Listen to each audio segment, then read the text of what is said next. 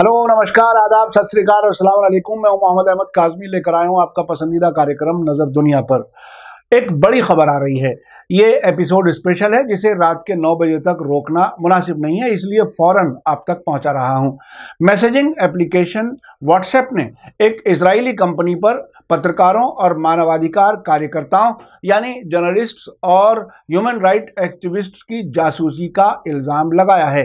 खबर में आगे बढ़ने से पहले आपसे गुजारिश है कि अगर आप YouTube पर देख रहे हैं तो सब्सक्राइब कर लें, और अगर फेसबुक पर देख रहे हैं तो हमारा पेज फॉलो कर लें और लाइक करना ना भूलें, ताकि आपको हमारी हर एक वीडियो की खबर सही वक्त पर मिल सके। और अगर आपको हमारी खबर सच्ची और अच्छी लगे तो अपने व्हाट्सएप ग्रुप, फेसबुक, इंस्टाग्राम और ट्विटर पर ज़रूर शेयर कर लें, ताकि दुनिया के ज़्यादा से ज़्यादा लोगों तक ये खबर पहुंच सके। अमेरिका के CBC टीवी चैनल की रिपोर्ट के मुताबिक व्हाट्सएप ने कैलिफोर्निया की फेडरल अदालत में इजराइल की इंफॉर्मेशन टेक्नोलॉजी कंपनी NSO के खिलाफ मुकदमा दायर करके कहा है कि इस कंपनी ने 1400 सेट्स पर यानी मोबाइल सेट्स पर मालवेयर लगाकर उनसे कीमती इंफॉर्मेशन हासिल करने की कोशिश की है। व्हाट्सएप कंपनी के प्रमुख विल कैथकार्ट ने कहा है कि इस इजरायली कंपनी ने इस बात से इनकार किया है, लेकिन हमने पूरी जांच करने और उसमें NSO को मुलव्विस पाने के बाद ही मुकदमा दर्ज किया है। कैथकार्ट ने अपने एक ट्वीट में कहा है कि इजरायली कंपनी दावा करती है कि वो पूरी जिम्मेदारी से सरकारों की सेवा कर रही है, लेकिन हमने पिछले कई महीने से 100 से ज़्यादा मानवाधिकार कार्यकर्ताओं और पत्रकारों यानी ह्यूमन राइट एक्टिविस्ट और जर्नलिस्ट की पहचान की है, जिन पर इस कंपनी ने साइबर हमले किए हैं। व्हाट्सएप ने अदालत में कहा है कि इजरायली कंपनी ने खास सॉफ्टवेयर के जरिए एंड्रॉयड, iOS और ब्लैकबेरी के ऑपरेटिंग सिस्टम वाले मोबाइल सेट्स में सेंध लगाई है और लोगों की इंफॉर्मेशन चोरी की है। CBC के मुताबिक इस कंपनी ने सरकारी जासूसों की मदद करते हुए हैकिंग की होड़ में 4 महाद्वीपों में लगभग 1400 व्हाट्सएप इस्तेमाल करने वालों के फोन में घुसने में मदद करने का इल्ज़ाम लगाया है, जिनके निशाने पर राजनयिक या डिप्लोमेट्स, राजनीतिक असंतुष्ट यानी पॉलिटिकल डिसिडेंट्स, जर्नलिस्ट और सीनियर सरकारी अफसर शामिल हैं। सैन फ्रांसिस्को में फेडरल अदालत में दायर मुकदमे में व्हाट्सएप, जो कि फेसबुक की मिल्कियत में है, ने NSO पर 20 मुल्कों में सरकारी हैकिंग स्प्रेड को मुहैया करने का इल्ज़ाम लगाया है। मेक्सिको, संयुक्त अरब अमीरात और बहरीन कुछ ऐसे मुल्क हैं जिनकी पहचान बताई गई है। व्हाट्सएप ने एक बयान में कहा है कि 100 सिविल सोसाइटी के मेंबर्स को निशाना बनाया गया और इसे दुरुपयोग का एक अचूक पैटर्न कहा गया है। इस बीच इजरायली कंपनी NSO ने अपने एक बयान में कहा है कि हम इस इल्ज़ाम को रद्द करते हैं और उनका सख्ती से सामना करेंगे। NSO का अकेला मकसद लाइसेंस प्राप्त सरकारी खुफिया और कानून प्रवर्तन एजेंसियों को तकनीक मुहैया करना है, ताकि उन्हें आतंकवाद और गंभीर अपराध से लड़ने में मदद मिल सके।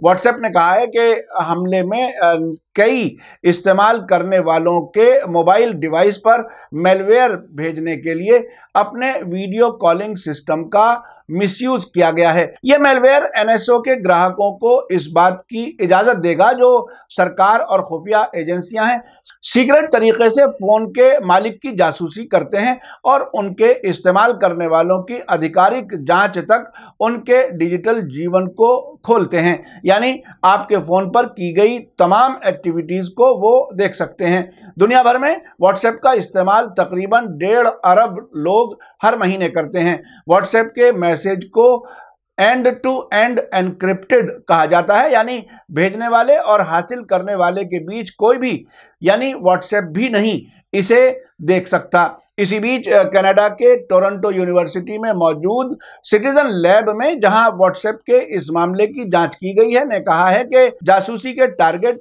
मशहूर टेलीविजन पर्सनैलिटीज, कुछ वो महिलाएं जो ऑनलाइन हेट मूवमेंट चला रही थी और जिन लोगों के खिलाफ हत्या की कोशिश हो चुकी है या हिंसा की कोशिश या धमकी दी गई है।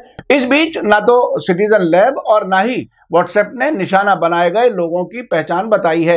सीबीसी का कहना है कि इजराइल की एनएसओ जैसी कंपनियों का कहना है कि उनकी तकनीक सरकारी अधिकारियों को एन्क्रिप्शन को दरकिनार करने में मदद करती है, जो फोन और दूसरे डिवाइस पर रखे गए डेटा को तेजी से सेव करता है। लेकिन सरकारें शायद ही कभी खुलकर इन अपनी एबिलिटीज के बारे में बात करती हैं, जिसका मतलब है कि व्हाट्सएप को असरअंदाज करने वाले डिजिटल घुसपैठ वाले लोग आम लोगों की नजरों से दूर होते हैं। इस बीच व्हाट्सएप ने कहा है कि उसका यह कानूनी कदम अनप्रेसिडेंटेड है, यानी अब से पहले कभी नहीं किया गया, और यह कि पहली बार एक एन्क्रिप्टेड संदेश देने वाली कंपनी एक निजी संस्था के खिलाफ कानूनी कार्रवाई कर रही है, जिसने अपने ग्राहकों के खिलाफ इस तरह के हमले को अंजाम दिया है। इस मुकदमे में मांग की गई है कि एनएसए को व्हाट्सएप और फेसबुक की सेवाओं तक पहुंचने से रोका जाए और इसके खिलाफ बड़ा कंपेंसेशन चाहता है। इजराइल की कंपनी एनएसओ पर इल्जाम है, जिसके लिए सख्त जांच के दायरे में भी आई हुई है कि उसके स्पाईवेयर ने सऊदी अरब के पत्रकार जमाल खाशोगी, जो वॉशिंगटन पोस्ट के लिए लिखते थे, की हत्या में उसने रोल अदा किया था, जिसकी 1 साल पहले इस्तांबुल में सऊदी कॉन्सुलेट में हत्या कर दी गई थी। उस वक्त ऐसी खबर भी आई थी कि व्हाट्सएप के जरिए इस्तांबुल में सऊदी हत्यारे रियाद में अपने बॉस से कांटेक्ट में थे। ऐसी भी खबर आई थी कि हत्या के दौरान सऊदी अरब के क्राउन प्रिंस मोहम्मद बिन सलमान और ट्रंप के सलाहकार और दामाद जारेड कुशनर भी व्हाट्सएप के जरिए कांटेक्ट में थे। मीडिया स्टार वर्ल्ड ने उस वक्त भी कहा था कि आप व्हाट्सएप को सेफ ना समझें। अक्टूबर 2018 में हुई इस हत्या पर मीडिया स्टार वर्ल्ड ने काफी डिटेल से कवरेज दी थी। खाशोगी के दोस्त उमर अब्दुल अजीज उन 7 एक्टिविस्ट और पत्रकारों में से एक हैं जिन्होंने इल्जाम लगाया है कि उनके फोन पर एनएसओ तकनीक का इस्तेमाल करके समझौता किया गया था। एमनेस्टी ने एक मुकदमा भी दायर किया है, जिसमें मांग की गई है कि इजराइल के रक्षा मंत्रालय ने एनएसओ के एक्सपोर्ट लाइसेंस को रद्द कर दिया है। ये देखा आपने इजरायली कंपनियां क्या कर रही हैं, इसलिए आप व्हाट्सएप पर ये समझकर भरोसा ना करें कि इसे कोई नहीं देख रहा।